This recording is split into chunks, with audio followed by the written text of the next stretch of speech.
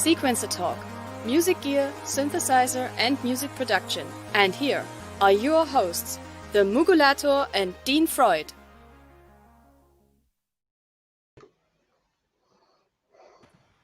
Hello everyone, welcome to Sequencertalk 52. And this time we do a little experiment, so we tried everything in English. Mick, are you okay, Mugulator? Yes, I'm here. Fine, and we brought to you Mathias and Jonas from Tozo Electronics. Hello. Hello. This time we talk a little bit about your Kickstarter smash hit, the T-1. So I hope we can show everybody a little bit of this. And I see the chat is also here. Fine. Okay, so if you have any questions, just tell them, put it into the chat, and we will try, or you will try to answer to it. And you can also ask in German. You can auch in Deutsch fragen. We will translate that to you and for everyone. It's more helpful to keep it in English. Thank you. Yeah, okay. You're based in Denmark, is this right? Yeah, we're based in Copenhagen. Fine. I saw this some months ago, and I wondered, okay, fine, another new company with a little device, and then I discovered it has some quirks, but I will come to this with Mick a little bit later. When do you start with this company and with this idea? When? T1, yes. We met each other 4 years ago, I think. And we started working on a different project, actually, which was a MIDI controller. But then it turned into a sequencer. But it started out with this idea of live performance. That was really what we wanted to make, something you can play live with. Yeah.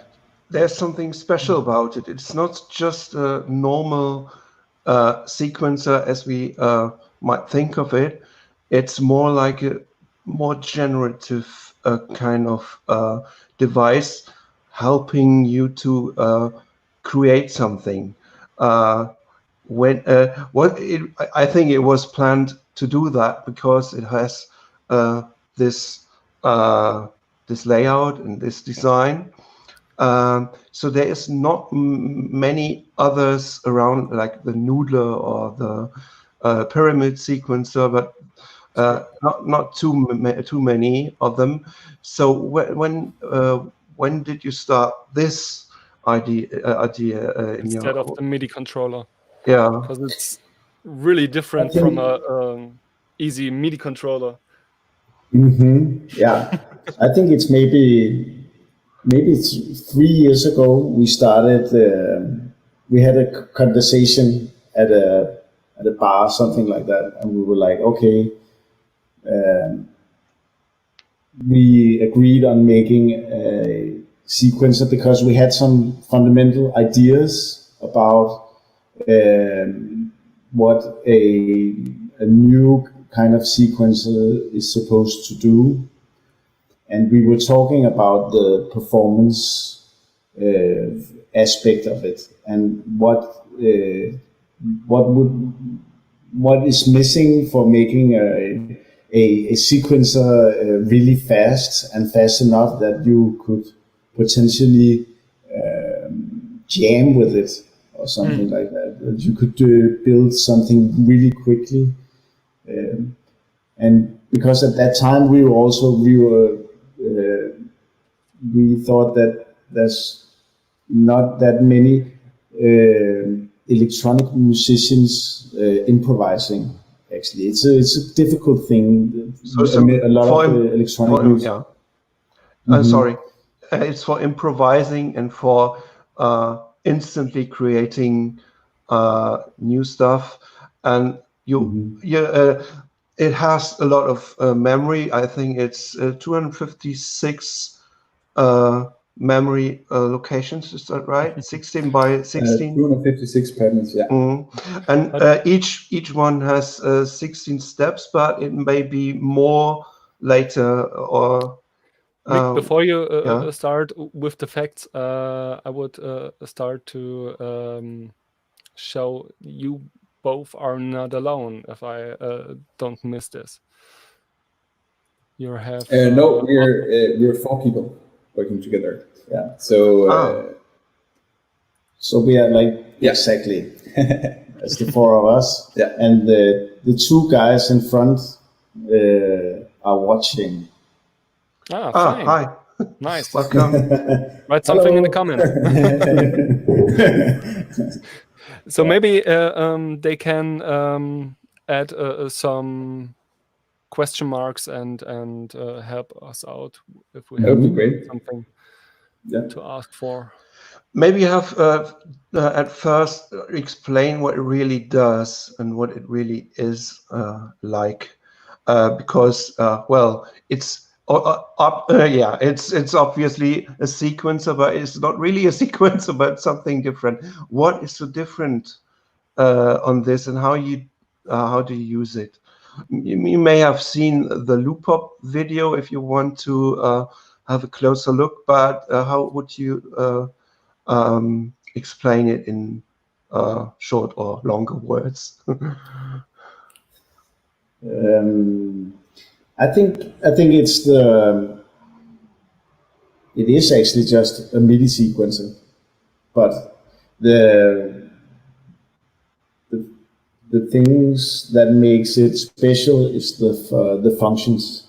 I would say a Euclidean algorithm. It was just one, and maybe you can explain what it means. You can turn. I leave it to you. Yes. Well, the Euclidean algorithm is distributing a certain amount of pulses as equally as possible over a certain amount of steps. So with 2 parameters, with steps and pulses, you'll be able to distribute a rhythm, generate a rhythm. At the moment, we can see something like 4 to the floor Exactly. beats at the moment, and when you turn it, it will the beats will increase and add more stuff to it, but not regularly, but will add some different patterns while turning, right? Exactly. And if you change the length of the sequence here, the number of steps, you see. Here's one of your colleagues. Another Mathias. Nice. Fine. Hello, Mathias. Hello, Mathias. So the length can be set, and then you turn it, and there will be more steps set, but creatively, so to say. So if you just start it, and everything works when you're on the run. So it's while it's running, it's everything is done while it's playing, right? Yes. Yeah. There's MIDI and there's USB and there is CV. So everything is CV was a in stretch there. goal.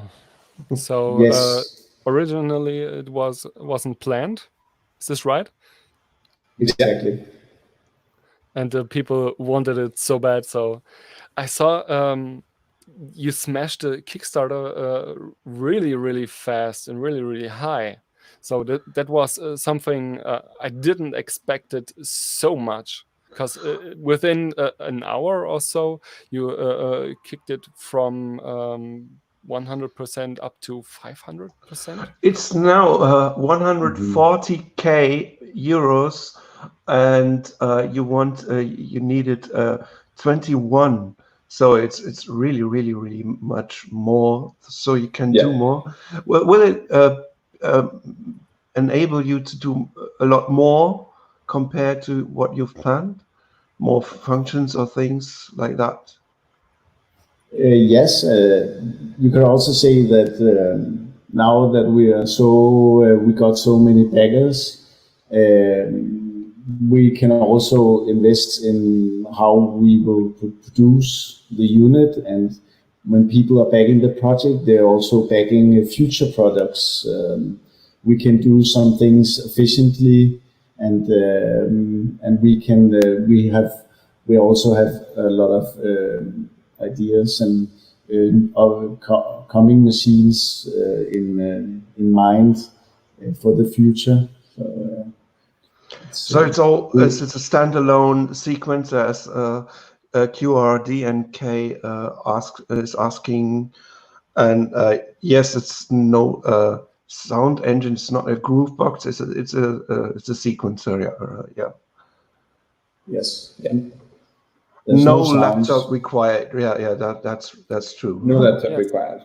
No. And that's something especially more because it has Ableton Link built in. So there's another Wi-Fi. point. There's a Wi-Fi. There's a Wi-Fi in it, so you can send the sync signal from into it, so it will automatically sync. And everyone who knows Ableton Link, it works really, really perfect. So you can use it on the iPad as well, and so it's quite there's a lot of platforms. Use it without an.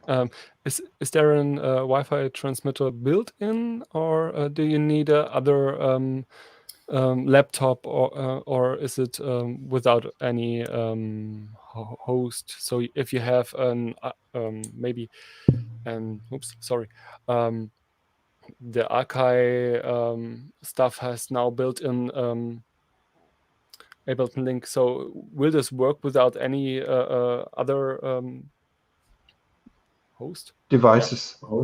Yeah. So currently you need a router because router, you need to log onto a Wi-Fi network.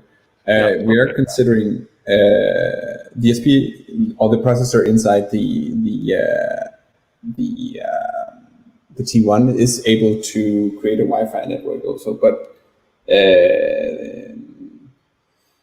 it's strongly recommended to use a router to have a strong Wi-Fi signal, because the Wi-Fi band that it's using, which is 2.4 gigahertz, is really crowded as of now. And it works fine, but you do need a strong Wi-Fi signal, and you get that with a router. So with a router, you would be able to use the T1 with the Akai MPC. You don't need a computer. The computer has nothing to do with Ableton Link. You don't need a computer to use Ableton Link at all. There's one question from the audience, from the chat. That it's not easy to have a sequencer with CV outputs. Is it hard to adding one, or is it expensive? It's definitely expensive, and I think this is a big part of like why, as we have got so much support on Kickstarter, this really made it possible, because it does add quite a lot to our bill of materials. That is especially adding CV outputs is expensive. Does it increase the actually start point with the product price, or will it remain the same?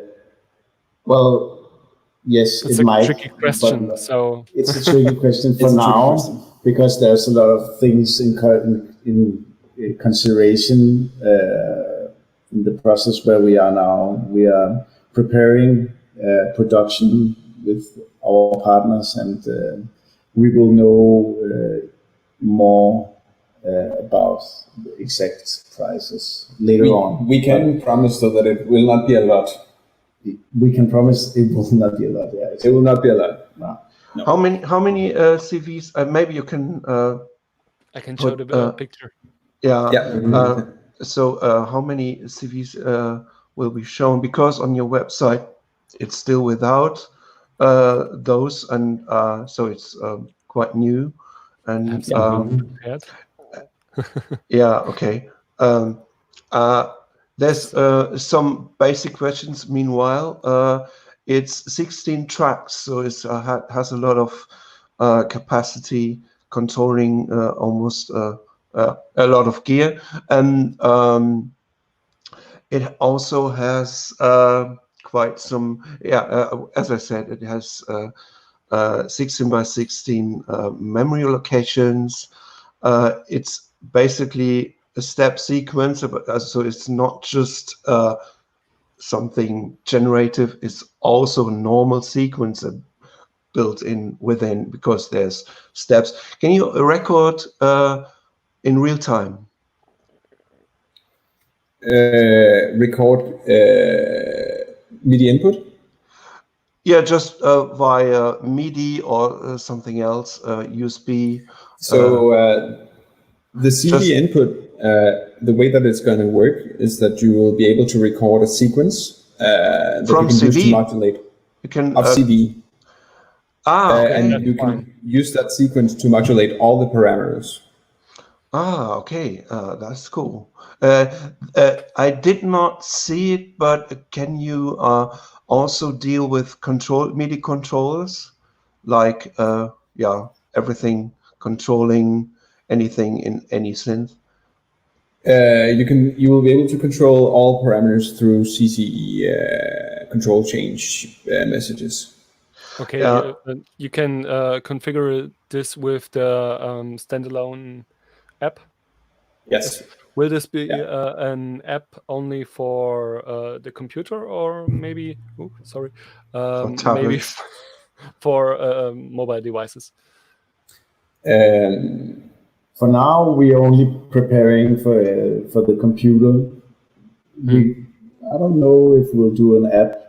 We actually did an app a long time ago for visualizing what the T-1 was doing. So just a visualizing app, but we were like, we didn't, we laid it aside. Maybe we should talk to this when you're done, and invite you next time. Okay, you can see everyone. You can see the gates and the CVs here. Does anyone have questions in the chat? Yeah, at first I really like to have some basic introduction by you, because now it's time to talk what it really does, because there's a lot more I've seen what it really does, and it's not just Euclidean generation of tracks. There's a chord say generator, there's an arpeggiator, but it's not really arpeggiating, because it's you can have delays on the pulses. May you have could you do a little introduction to almost everything? Yes. Yeah. Well, first of all, the first thing you can do is in this section up here, you can build Euclidean Euclid cycles, as I explained before, by turning these. And after this, you can add repeating notes after each pulse. And is this something like on the Electribes called like roll, or like ratcheting stuff, or is it just repeating that note in that tempo? Well, it has its own tempo, its own time division between each repeat, and then there's a voicing parameter that adds. It's like a range or steps on sometimes it's called steps or range on a normal arpeggiator. But what it does on this machine here is that it adds one note at a time. So instead of multiplying the whole octave. And then underneath this, there's a style function which is accessible with the control button. All secondary functions are available with this button. And what this is does just is like it's pressing shift does another function, but there's only one per key, so it's not too hard. You don't need to visit university to get this. Yeah. Keep going. Yes. So the style parameter lets you select between different styles that you know from typical arpeggiators, up and down, and random order and stuff exactly. like that. Oh yeah. So these three parameters here allows for making arpeggiator-like structures, but because there's some minor differences in how to make them happen, one of the main things is that every parameter on this unit can be modulated with a random sequence. So instead of applying like a whole octave of additional notes, then you can just imagine if it's only one or maybe two notes of a whole chord, and the repeats is you can modulate how many repeats will come. So and go any of those knobs got one sort of random and amount to it and a rate, right? The random? Did you ask about the random? If you all of the parameters have a random amount, yes. So we want to play something to us, so we have a bit of demo. Mm-hmm. Yeah, maybe it's,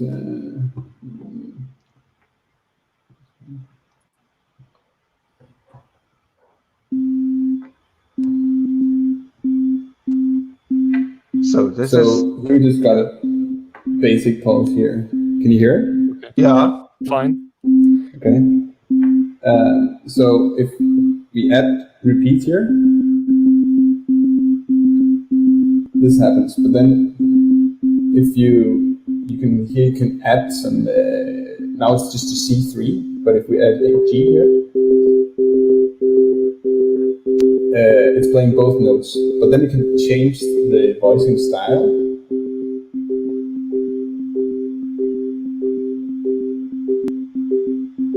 And then it's playing this pattern.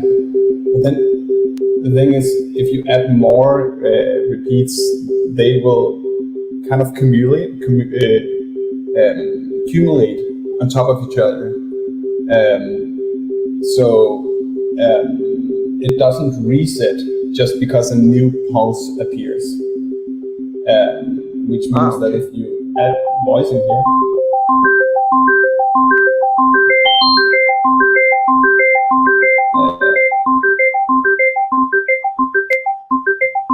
and then you can change it.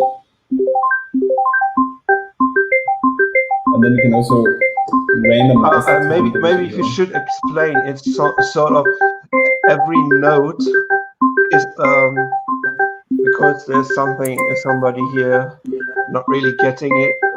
I think it's you trigger one note, which is just the first, and then the others will be generated, and that is what you are setting here, and that is what is different on this sequencer, right? Exactly. Every node triggers a new set of repeats, and then all the parameters can change the kind of source material you have, and that will kind of keep on like going into this like repeat sequence that you create.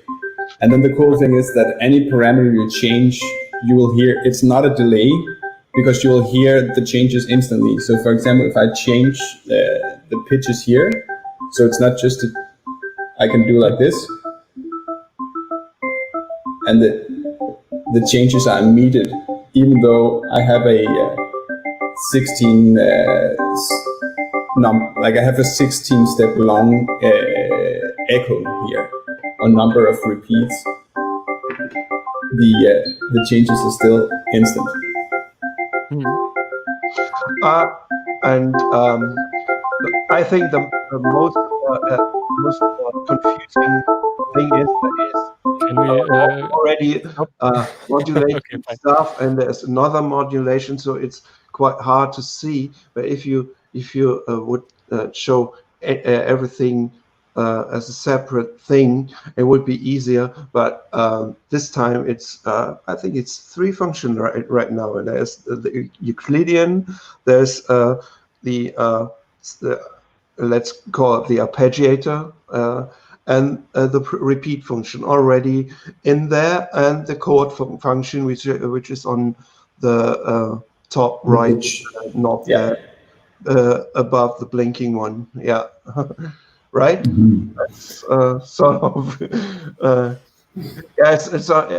maybe you should all have a look at the video, because it's from Loopop, because it's they got a lot of time to explain the picture in big, and then there you can see all the functions and the labeling. So it's not so difficult if you have it in your own hands. I think that's I think that this is a unit you have to touch and play with it to get it. I think it's not so difficult like maybe an Electron piece or so. So this is something people sometimes a little bit afraid of. To learn, the learning curve is so high, and I don't think so. This seems it's more playable, and you have more happy accidents. Yeah, that's. There's some. I think it's maybe for clarification.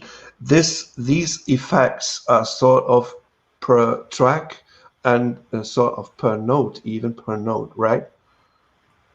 So it's not the pattern as Andrakar asked.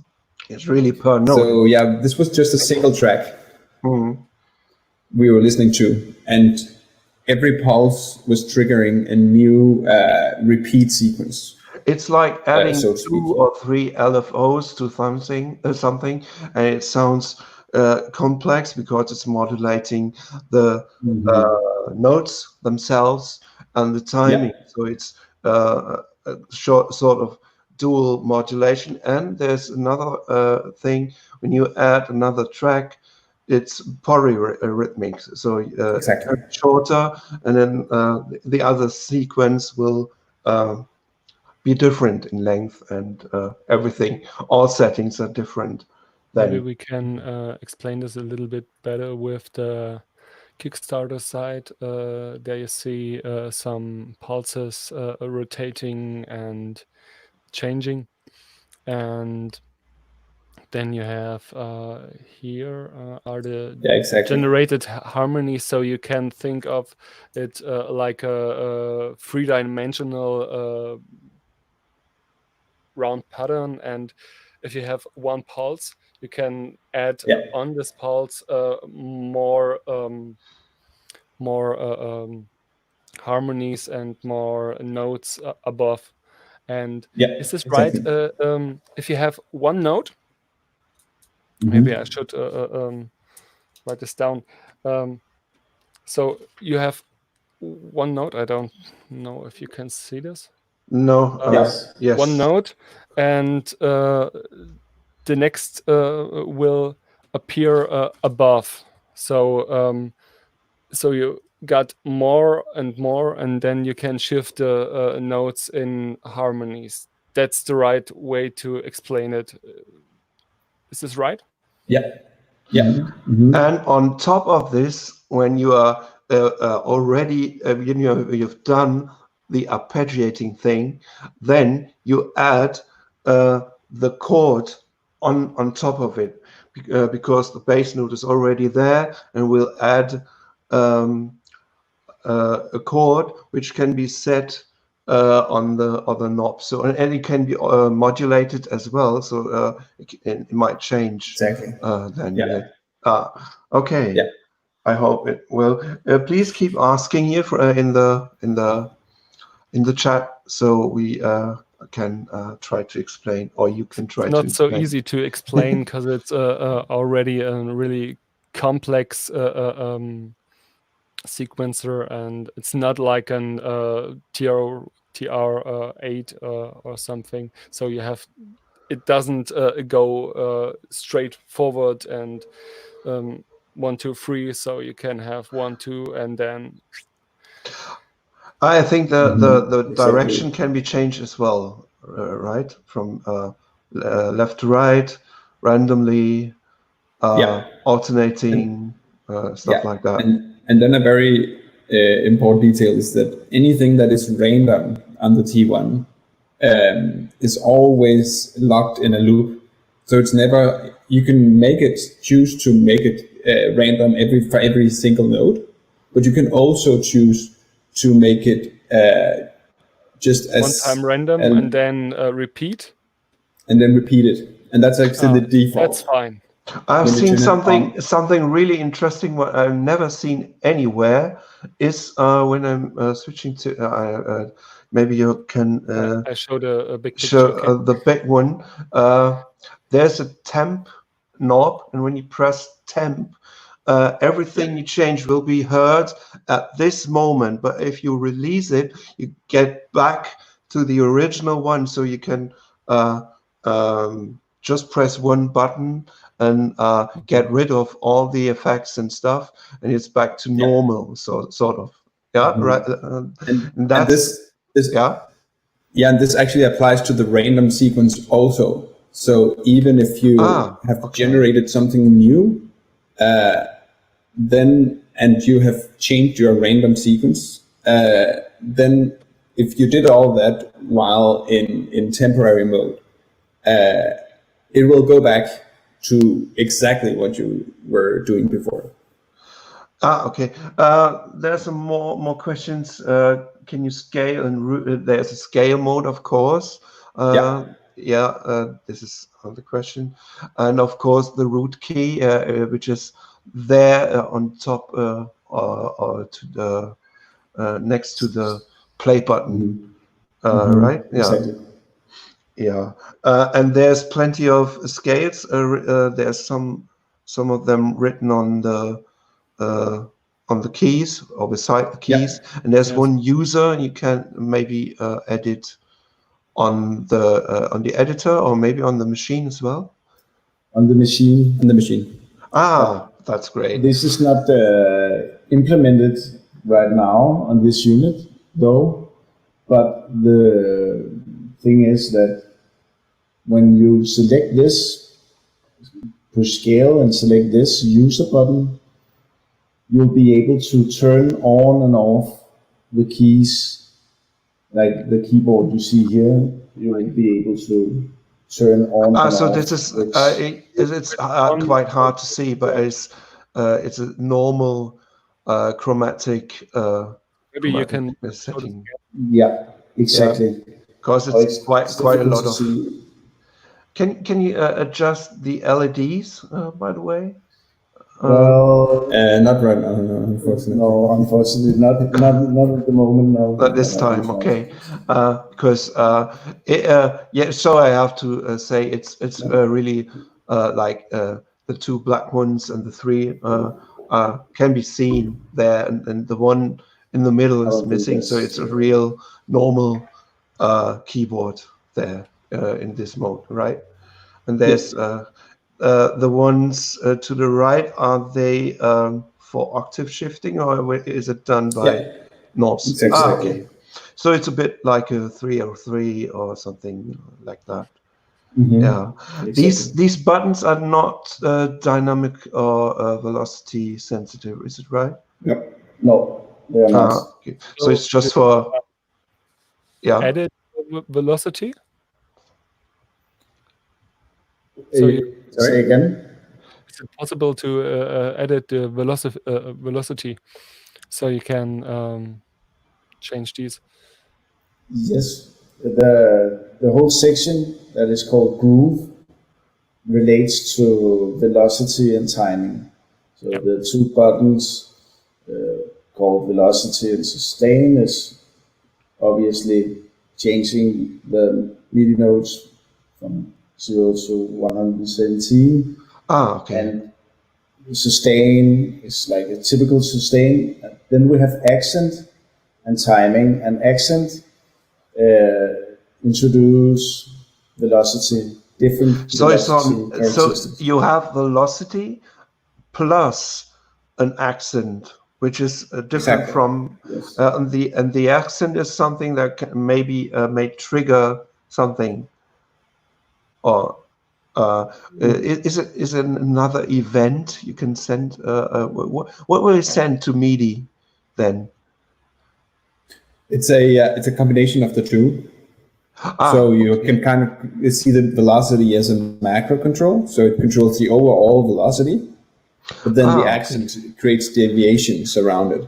So you can program accents roughly, and then edit them and do the fine things, the finer adjustments like that. In the spirit of the T1, you don't actually really program them. You can add random accents on all notes, or you can choose between 16 accent programs. We are considering making these accent programs programmable through the software. And you will be able to modulate them with CV. You have the pictures for that? So I saw somewhere pictures of the... that's in the parameter walkthrough. I think I have it here. Is this...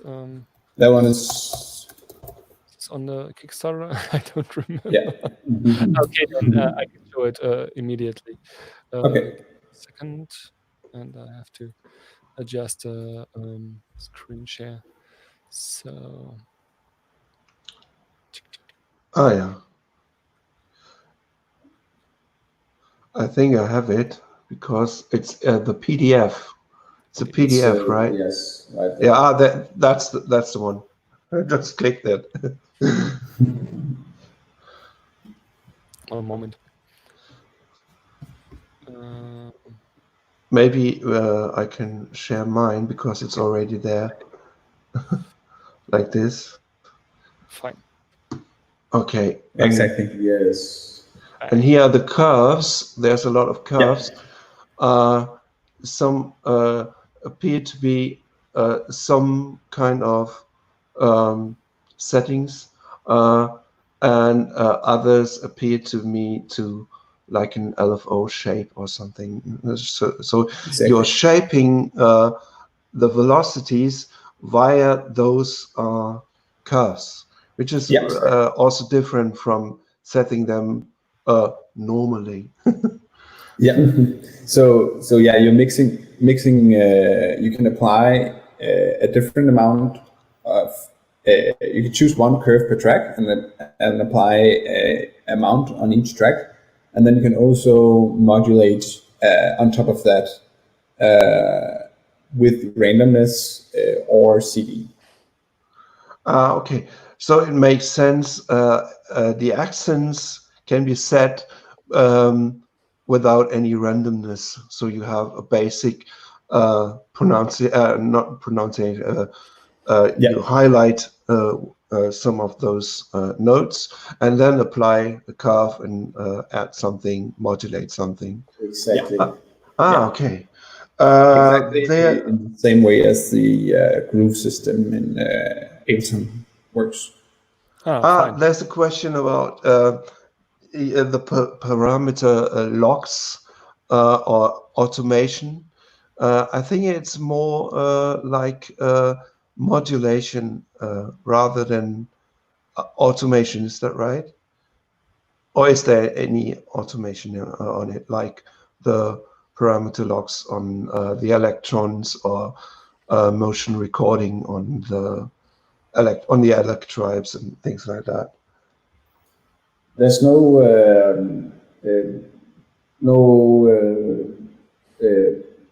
automation recording of any kind. Because it's okay.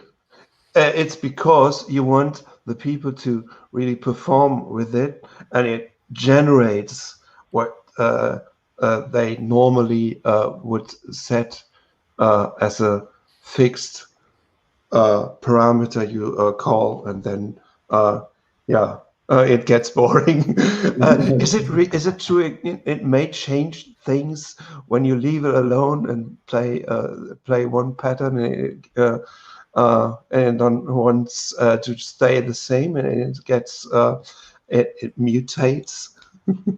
So yeah, you can if you with the random knob here, you can this controls the amount of variation over time.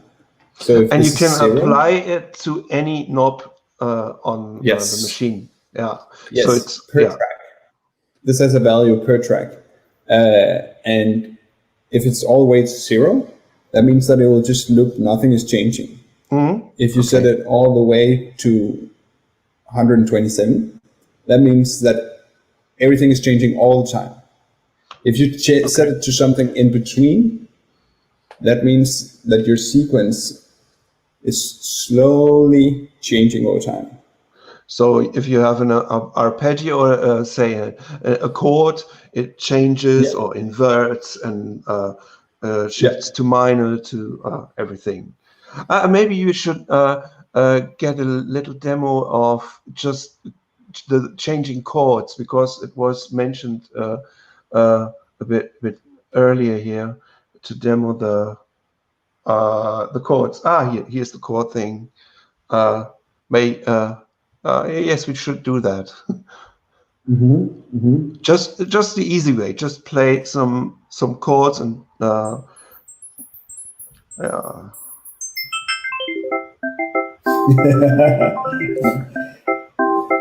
So this parameter called melody has kind of in the same way as accent some different waveforms that will transpose notes within a scale. This is a way to make progressions. I can give you a demonstration here.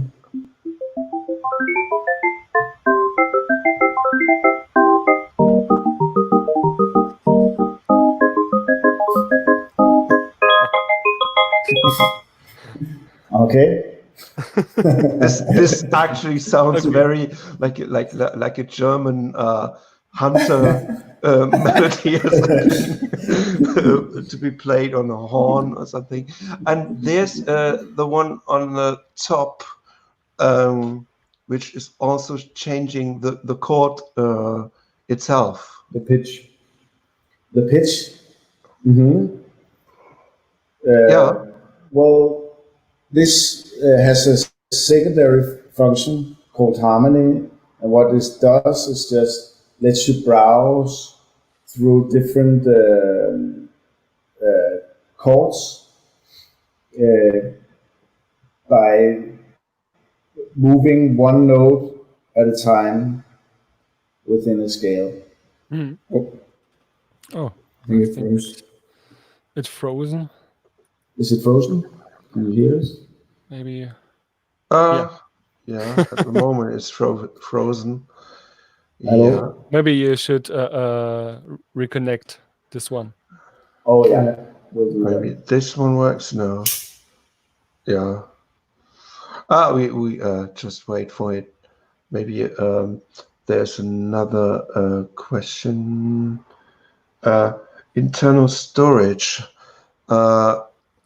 What about have, internal storage? It's just as simple as that. You have 16 by 16 memory. There's 16 patterns in 16 banks, so it's 256 memory locations to save to, and I think you may transfer them to any computer as a backup. Exactly. From the software, Yes. or how will they be transferred to some device via? When you use the companion software, you'll be able to upload all the banks, which we call a project, and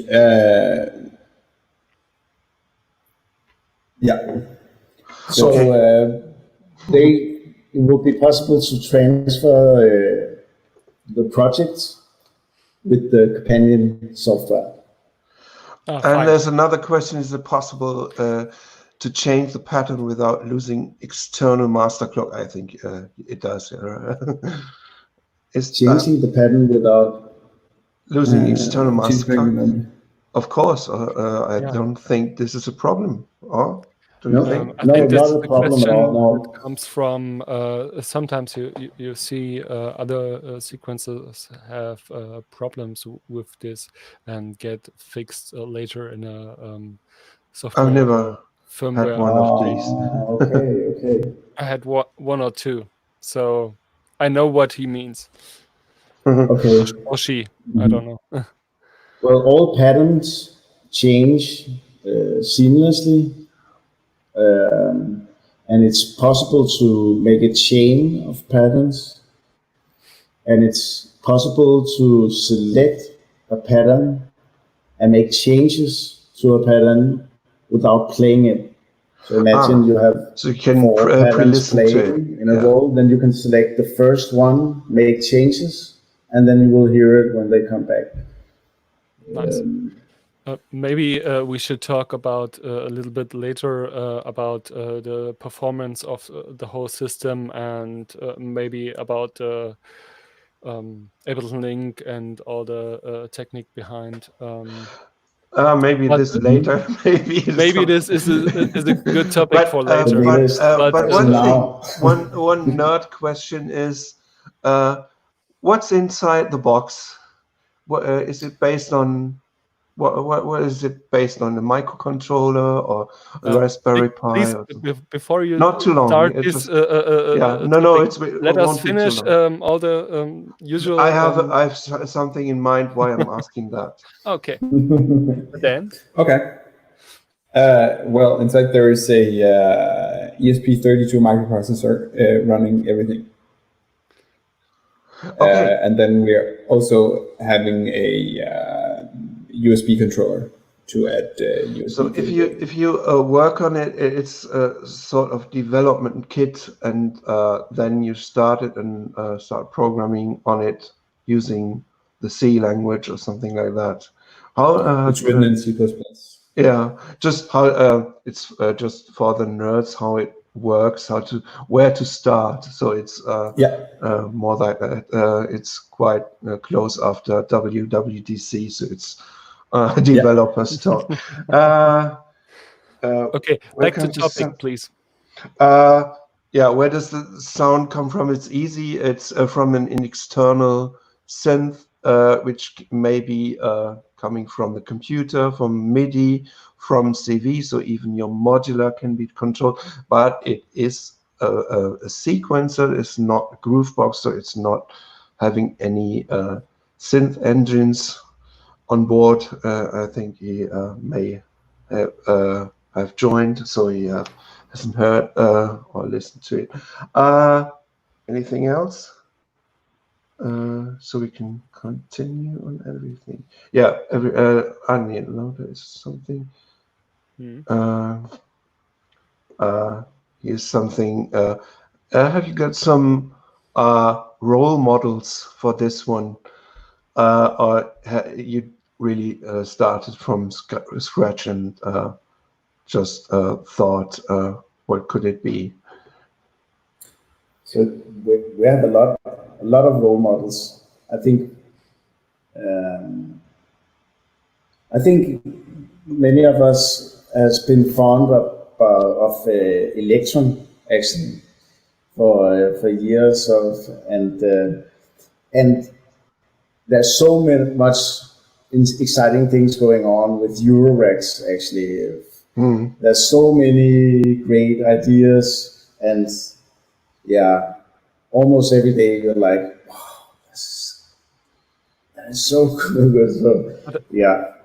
Then also a very important inspiration is the music programming language Super Collider, which I have used for 15 years, and I'm a big fan. And by the way, a lot of the ideas of how the scale system and how it's generating the arpeggios and comes from the Super Collider pattern system. I read there is a 24-note polyphony, so it's per track, which is a lot. And when you were performing, it looked like there is the chords are not from playing chords, but from setting a scale. So it's actually it's monophonic plus adding chords in another way, or something like that. So do you count them in as polyphony when this 24 notes per track? I would say it's a good way to look at it is that every track has a number of pitches associated with them, and these are the pitches that can be modulated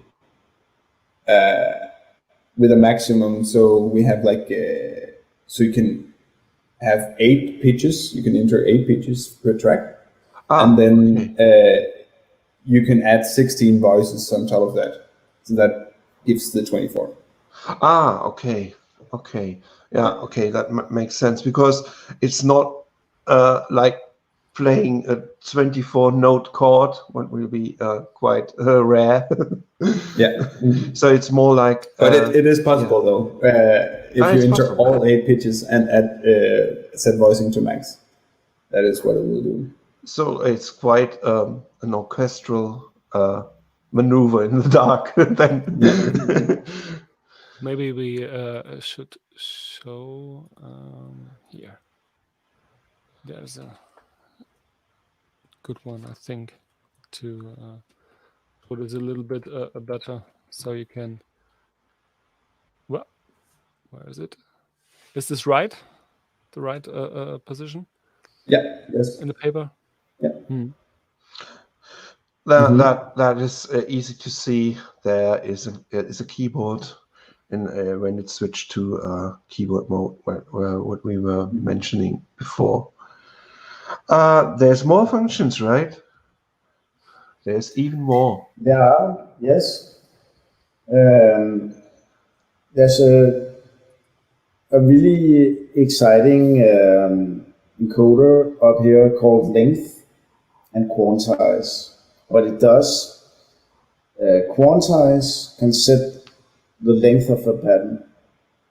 By default, the unit is always set to infinite.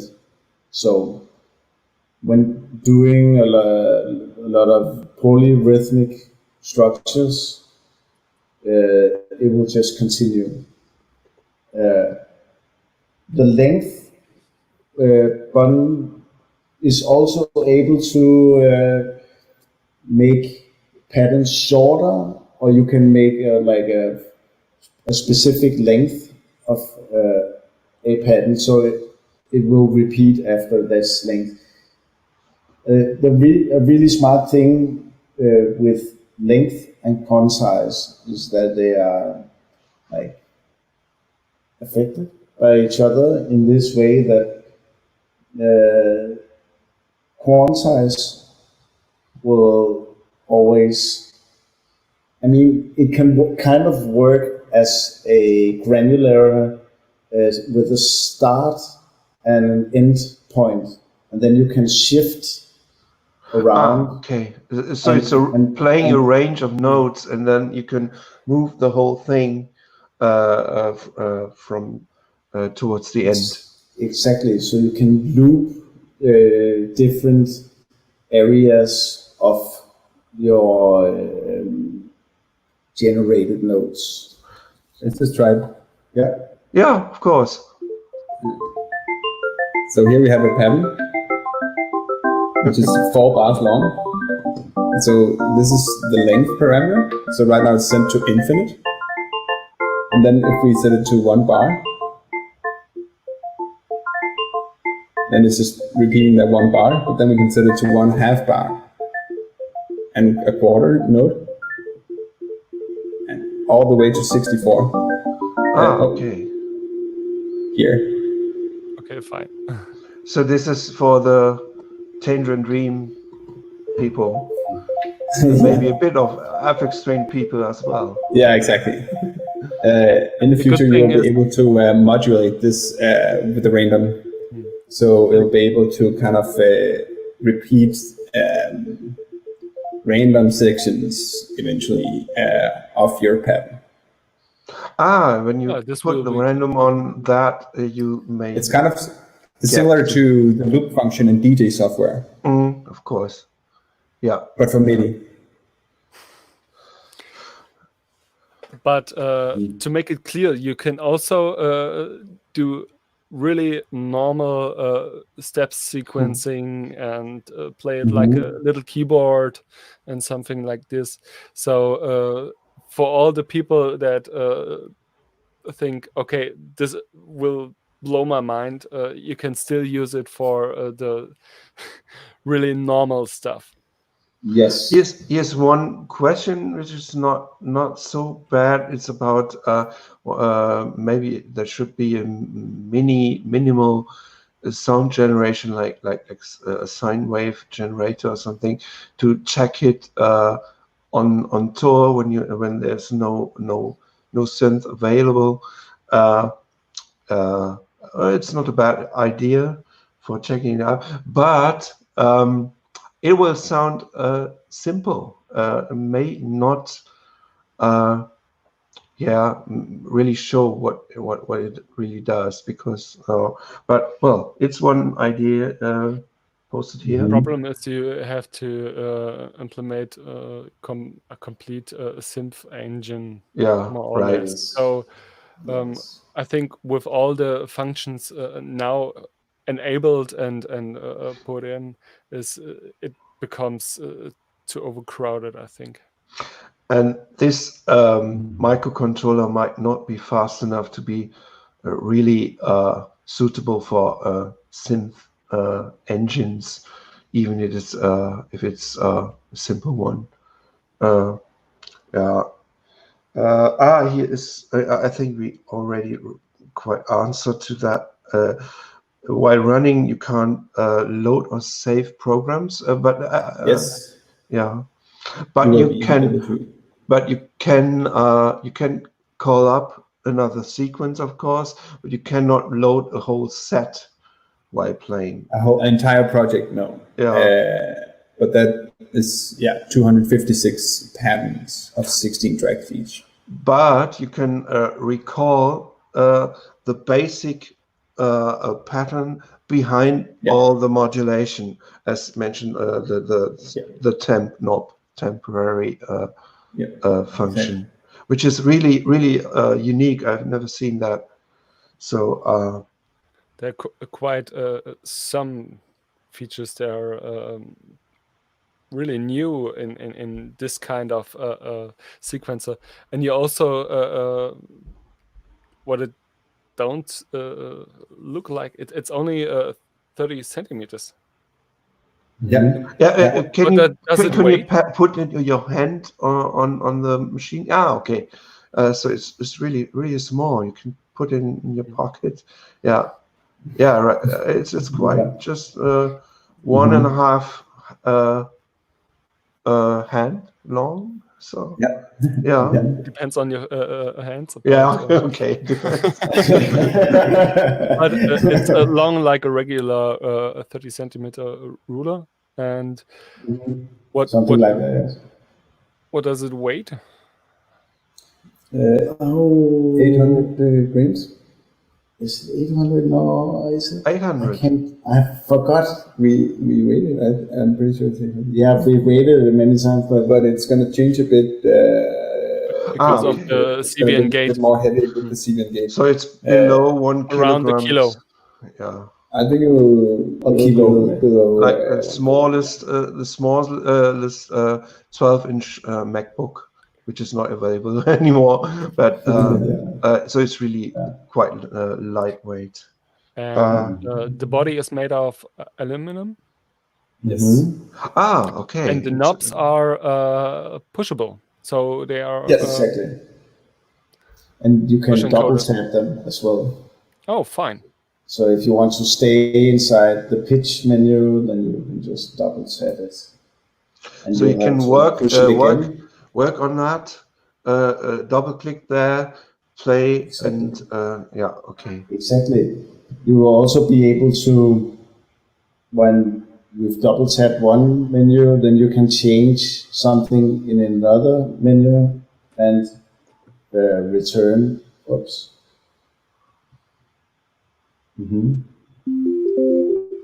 Okay, I will tell something about the temp. Is there time for that? Yeah, I will tell you something about the temp function, which is really cool. It's for, as mentioned before, temporary changes. But in combination with the pattern button next to it, you can change the parameter value on all the tracks in the pattern. And when you change the parameter, you'll change them relatively to each other. So like moving. Okay. And then you can always just return by letting go of your temporary button. But you will also be able, while holding these, you will be able to save it to a new pattern.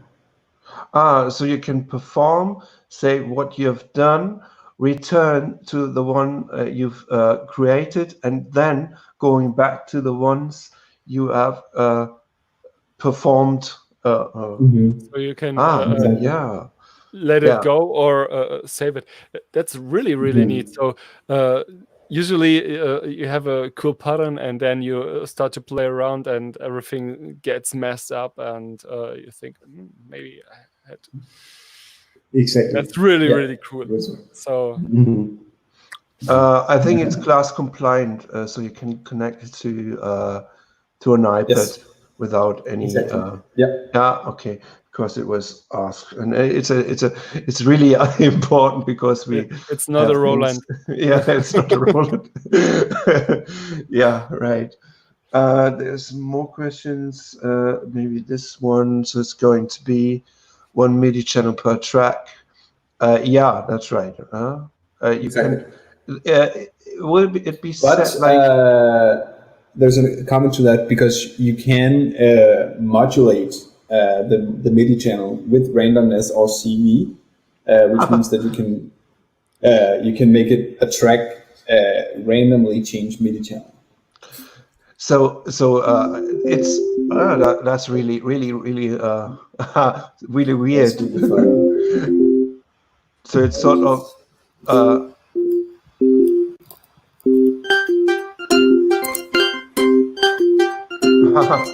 so it can address some notes play other instruments. So it's more like This Oberheim gets really four voice glitchy rotation. Yeah. That's perfect sequencer for making IDM, intelligent dance Yeah. music, electronica. Yeah. And there is one. How about CVs each outgoing to get assigned to single track? I think that is yes, right? Yeah. Or can you rotate through the CVs as well? Or modulate it? No. I wouldn't expect it, but yeah. Okay. Yeah. Okay, I think the other two guys are sitting at home and making notes, maybe. yeah, exactly. Oh, that was a good idea. Mathias is still doing his stuff. Randomizing MIDI channel, awesome. Yeah, okay, that's they really love it. So you should. Okay, maybe we should talk a little bit about the power behind and where it comes from. You said you have an special chip inside. That's an ARM processor. It's an ESP32. It's not an ARM processor, but it's a 240 megahertz dual core processor. Which has gone pretty popular over the last years because it's cheap and it's very powerful, and it's actually Arduino compatible. So we did start out writing it as a Arduino sketch, and then gradually over the years changed into using a more like advanced SDK for developing it. Yeah. And is the chip also the reason that you are able to put in Ableton Link? Or Exactly.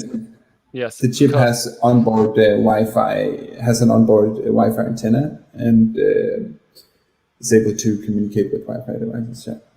That's the reason we start to see more and more output gear with something like this built in. I think Retro Kits was the first company with a hardware.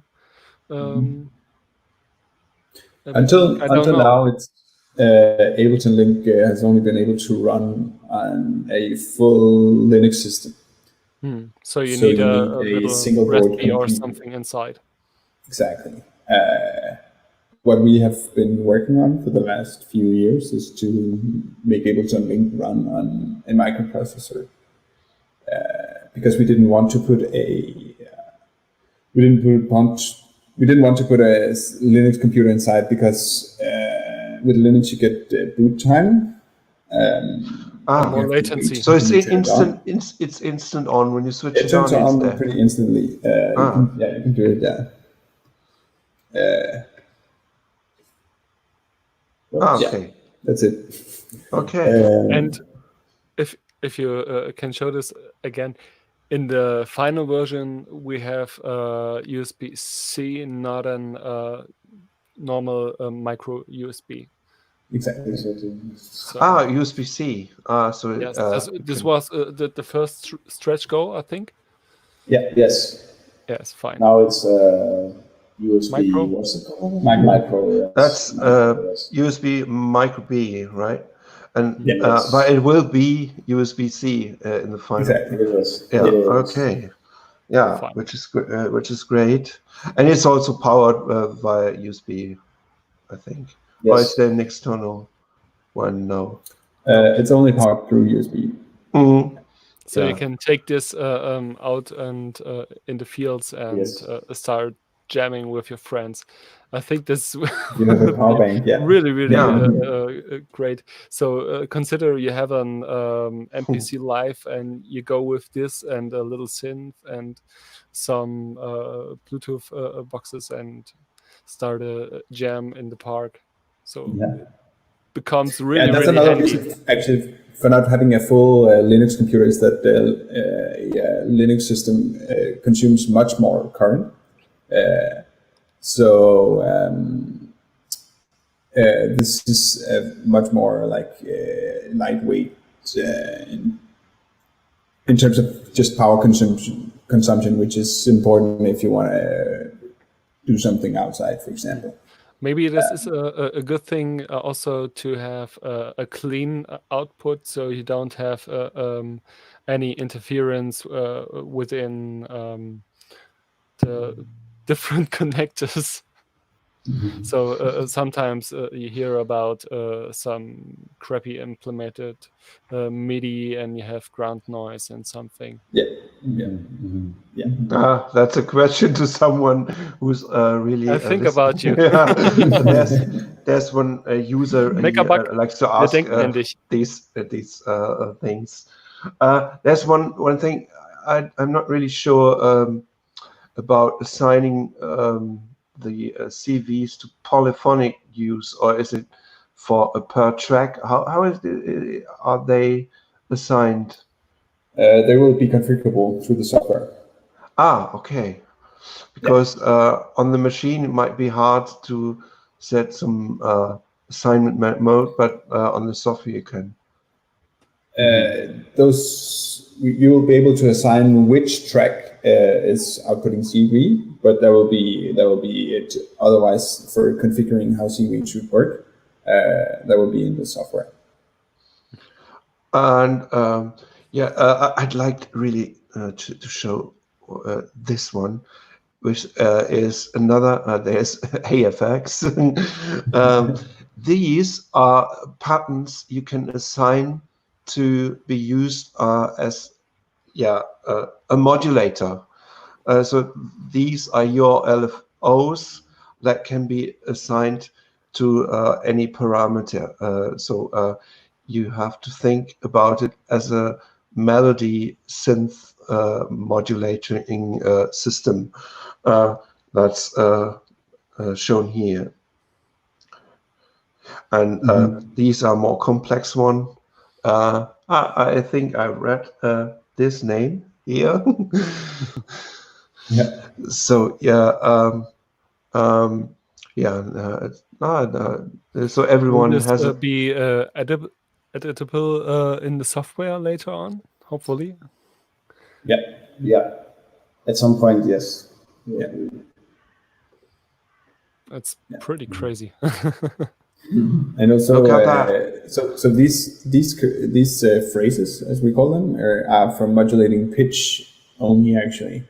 But then what you can do is that actually you can use the T-1 as a modular system, even if you don't have any other Eurorack device, because what you can do is that you can patch the CV output, which is outputting pitch, and then you can patch that into the CV in, and then you can record that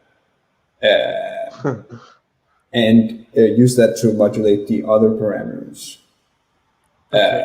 That's and nifty. You'll be able, so you can actually, and then you can actually use it to modulate the pitch. By then you will create like feedback and but all within like MIDI. So you will have like pitches that are modulating with feedback. So that's kind of crazy and insane. But we thought that was quite funny. That's really great. That's the curves. I've never seen something like this in a standalone sequencer, and I can't remember if there is any Eurorack a sequencer that this is possible of. And it's this sort of enclosure. Of course, there's Euclidean circles from. Yes.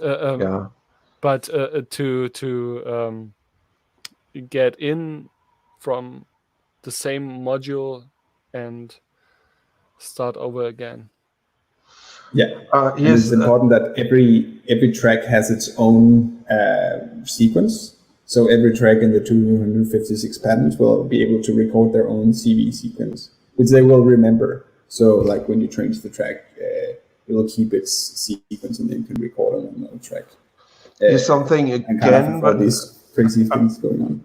I think we have already answered to that. It's nodes, it's controllers, but it's not sysx messages, I think, because it's no chance to put them in there, but you can put in input controllers and nodes, of course, and the length of nodes, which is really important to set the gate length, which is one of the topmost or top right knobs where you can set the length. Yeah. Yeah. Is there another question? I think we have all the questions. No. Wow. Yeah, that's your page. You can look up yourself everything there, and this PDF you have shown is quite below, and there's something like what was it called? And also Walkthrough. you find the link to the Kickstarter campaign, and there you find more informations and the PDF that we showed here, and some videos and stuff. And as always, if you think about to help us a little bit out, because we don't accept any payments from any other companies or so. We are an independent channel, and if you would like to support us, please check this link and give us a little hug and maybe a little buck. Some Bugs. And there's one more thing. This is the feedback channel, normally in German. So in this case, you may just comment below this video, and we will try our best to and maybe how you enjoyed it on because this is the first time we are talking to you in English, and we are not supported by anyone. We have this one in German. We haven't even prepared anything. And normally, I think some of our listeners may be a bit confused because it's in German, but most of you understand us, I hope. Yeah. There's no more questions coming in, so maybe there's something I have written down. Yeah, there's a lot of things. I think it's all done. There's one thing. The playing real time will only be possible via MIDI or USB or CV, but it is possible, right? So it's also an input. It's not just an output, it's also an input, especially the CV ones. That should be important. You can use both ways. And chords, entering chords, we already did. I have maybe something to mention. Yeah. We will be working on making it a MIDI effect processor as well. Okay, so fine. We will be listening to incoming MIDI notes, and so all the embedded algorithms will be applied to the incoming MIDI notes. And this can work in different ways.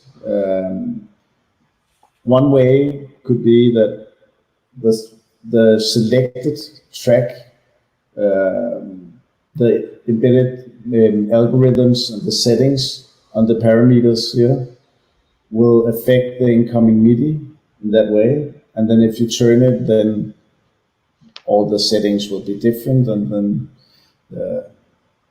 it's a really fun thing to use, I think, when Will you want that to do be something really crazy. will that be another unit or another firmware to upload, and then it changes into an effects box kind of, or will it be part of the T1 as well?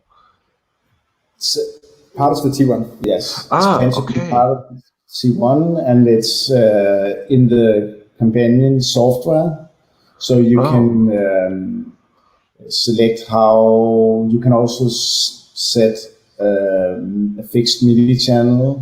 Let's say for channel 16, for example, is Then send it to the thru. Yes, exactly, something like that. So I think that's a really cool hands-on thing if you're a keyboard player and then you just want to hit a pattern of almost unplayable stuff. It'll be like, that's really cool. It's a lot of things to deliver. The biggest question is, when will it be possible to buy it, and when do you think it will be available? And will it be available And over what's the other price? shops, or will it be available over your side? Yeah. So we are hoping that we might be a little bit delayed. First, we were planning to do shipping from the 1st of January, but after stretch goals and a lot of things, we might be a month or a couple of months delayed. We also have some. We need to get. We want to do a proper product with a good and a good production. So it will be ready by when? Was it February 20? Maybe mid 21, if I consider this right. Do you know a price tag right now? Around what price will be? Roughly. In euro, how much in euro is it? I forgot how much is it in euro. Under 500. Under 500. Under 500. Under 500, yeah, for sure. Okay. So please, everybody, don't take this for granted, because everything is under construction. So it's a Kickstarter, and the main thing is we thought about putting the T1 on our show and give him the love and the attention is I saw you built on this project for now 3 or 4 years, and so this is not just a vaporware product, and I think this is something we should think about. This is yes, maybe a lot of a point love to and hugs think also. So how does it feel to break the bank with maybe what was 500? It is 140k, 140,000 euros instead of you wanted 21,000. So it's really a lot. So we are really excited about that. We're blown away. Yes, we were actually going really crazy the day we launched. We were so surprised. We were like 12 years old. We were like, exactly. Yes. Yeah. Do you think you can build this on your own, or do you have to hire a company So you're 4 guys and you have to live on it. And I noticed a part because I'm working also in a small shop and we're making synth parts and stuff. And this is a question more laid back and yes, exploding chat. This is a DIY Eurek shop. So yeah, we're all manufacturing. We're outsourcing. Okay. That's fine. Yeah, because so you it's have out to of find the right persons to get a good job and make it right. Yeah, the electronics also. Some of the components are pretty hard to. Like we had a lot of difficulties just prototyping because So of you have- a lot of the components today that we're using when it's like compared to building analog electronics, when you have things like USB, which are like have tiny connectors, it's very, very difficult to do by hand. So this is a lot of digital electronics are really made for like large scale manufacturing, and this is also what we're looking into. And it's also we're a big working with problem. we have a really good partner that we're working with. It's also a big problem to get all the parts in small quantities. That's a really big thing to consider. It's not like a company like Roland or Moog or something. You have to start to buy something on AliExpress and stuff to get the right parts. That's common usually in the smaller companies. So it's really crazy to get the right parts in the right amount for the right price. How many of them do you plan to make in the first batch? We are not completely sure yet because The Kickstarter is not done yet. The Kickstarter is not over yet. But we're not sure about. We don't have the final pricing compared to. We might do some in the Danish government. We can do a. We can. There's some funds for innovation and like startup companies that we might be able to like make them help us scale up the production a bit, because that will have a big impact on the cost of manufacturing, which in the end can make us sell it in retail cheaper, which we would really like to, because we really want this the more units you make, the cheaper it gets. Yes, exactly. And we want everyone to be able to afford one. Yeah, but I think 500 or something around that is not too much for such a quite unique thing. But you may you can write something in the comments if you think. What do you think of the price? Is it okay? Is it too cheap? Is it too expensive? You have heard what it does and what it is capable of. So to me, it's quite a massive machine. It can do a lot of if things. You think about it, to set an normal USB keyboard on it and take this as a complete MIDI workstation, it's really powerful. One really off question is, what kind of music are you influenced by? Just for all kinds of different stuff. Yeah, I think we like all kinds of music actually. Yeah.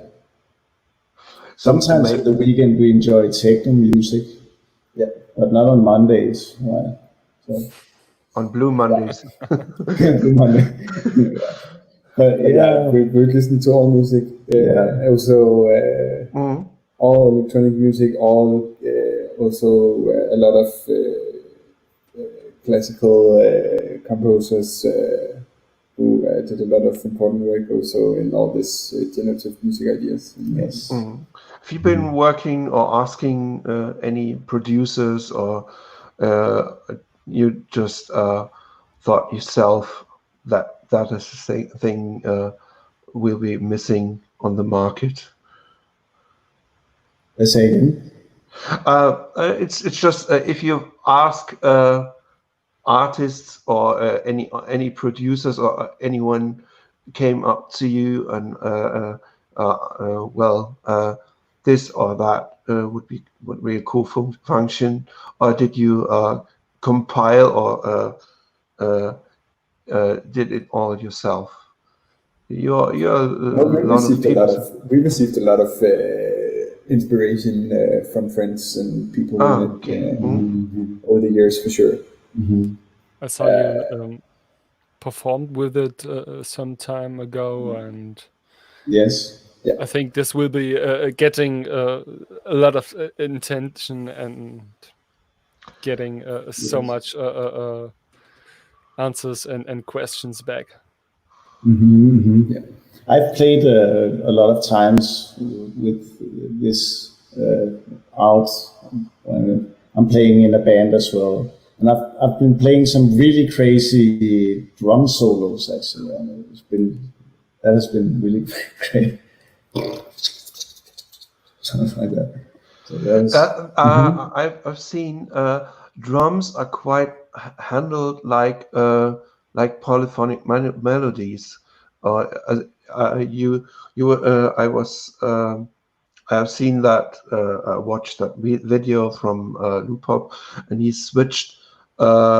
Actually, he switched the pitch to reach another instrument. Is something for Ableton to see. If you have an Ableton rack, you can put them in different notes, and then put the pitch up, and you get different instruments. It's really, really easy to make. Also, are those tracks sort of related to each other, except or do they are for themselves? You program one track as normal, or is there any track influencing another in a way? Or is it tracks are completely individual? Yes. Yeah. And is it possible to take one MIDI channel and set the tracks on different notes? So you have something like a drum root, and this one plays everything on one channel but on different notes. Yeah. Yeah. Yeah, if I understand correctly, you can set the MIDI channel for each track, but you will not be able to set one pulse or anything like that to one MIDI channel. Only through random modulation. Random modulation. Yes. Random or CD modulation. Yes. Okay. That's something to think about. Yeah. So you have you need a groove box or a drum box synthesizer that responds on different channels, not on different notes. You can use it with pitches as well. It works fine like that, but you cannot have on a single track. You cannot assign multiple MIDI channels. You can only have one channel per track, but on a single track you can have multiple drum notes on different pitches, triggering different drum sounds if you're using a drum rack, or if you're using a groove box where different MIDI pitches are assigned to different drum sounds. Fine.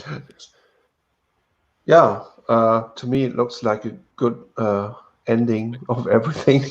Done. A lot of stuff. Holy crap. Yeah.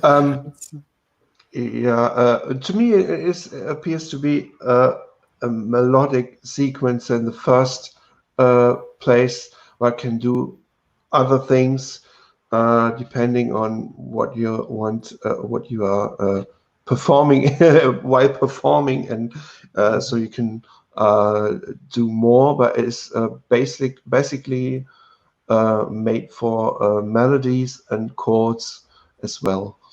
Yeah.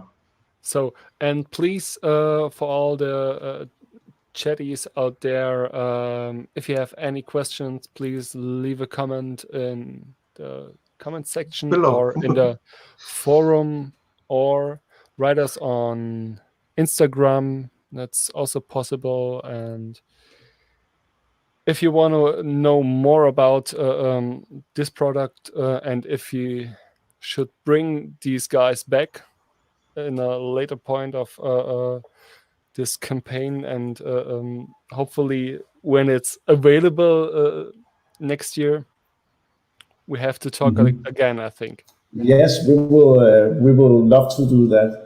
And that'd be great. Yes, and we want to say thank you for having us as well, and we hope that all your listeners will bear with the first English program. I hope they will. Yeah.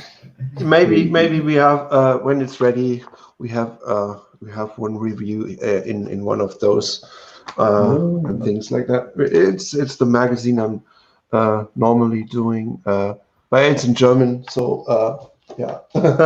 That's one of after any stream we are going stream. to talk to everyone. Everyone can join. You only need a camera on your laptop and your browser, which should be Chrome, which is easier to handle. Use the mobile apps for Jitsi, meet Jitsi in the Play Stores, and use your phone or your iPad or something, and join us. You can ask some questions. I don't know if you like to talk a few minutes in this room. It will not be recorded. It's just private, sort of a chat. It's sort of the release phase of our show. So we had decay, we are now on sustain, and we are going into and it's sort of fun to talk. So we'll anyone is welcome to join, and wear headphones then, please. Yeah, thank you for being here. And thanks for inviting us. Bye-bye. Okay, let's end it. Okay.